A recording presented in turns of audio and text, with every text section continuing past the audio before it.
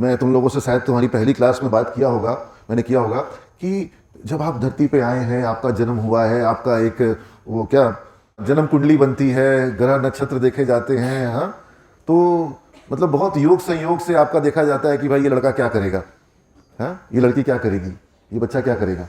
तो क्या करेगा ये तो जन्म पत्रिका में तो पता नहीं है कि नहीं, लेकिन तुम्हारे मस्तिष्क में है कि नहीं। सबसे बड़ी बात तो ये है कि तुम्हारे मस्तिष्क में वो है कि नहीं।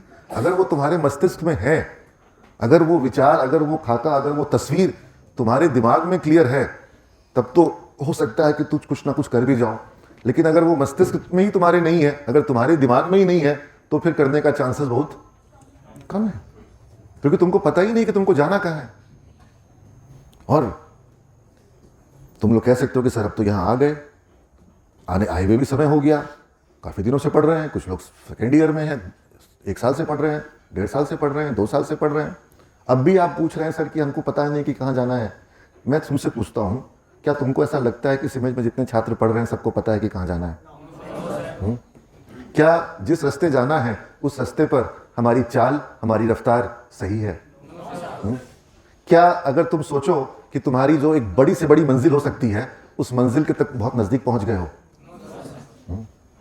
क्या यह संभावना नहीं है कि हम इस रास्ते पर चलने के लिए तो निकल पड़े हैं, लेकिन समय से मंजिल पर पहुंच, ये खतरा है कि नहीं? ये खतरा है कि नहीं? ये रिस्क बहुत बड़ा रिस्क है।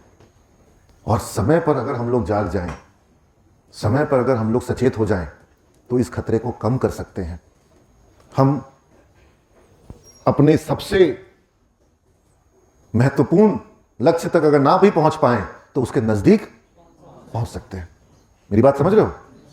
तो हमको पहले तो बड़ा लक्ष्य रखना होगा, तब हमारी तैयारी बड़ी होगी।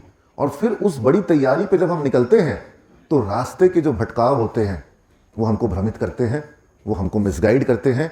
वो हमारा सबसे कीमती जो संसाधन है, जो सबसे कीमती रिसोर्स है, क्या कीमती रिसोर्स है हमारे पास? समय और एफर्ट। यस और no? Time and effort, this is the important resource you are having. I believe most of you don't have money to be successful. You cannot buy success. तो जब आप अपने पिताजी के पैसे के बल पर सक्सेसफुल नहीं हो सकते हैं, और वैसे भी जिनके पिताजी के पास बहुत पैसा है, अगर उनकी संतान लायक ना हो तो सफलता उनको भी नहीं मिलेगी। This you can buy only with your time, proper utilization of time and proper implementation of your efforts.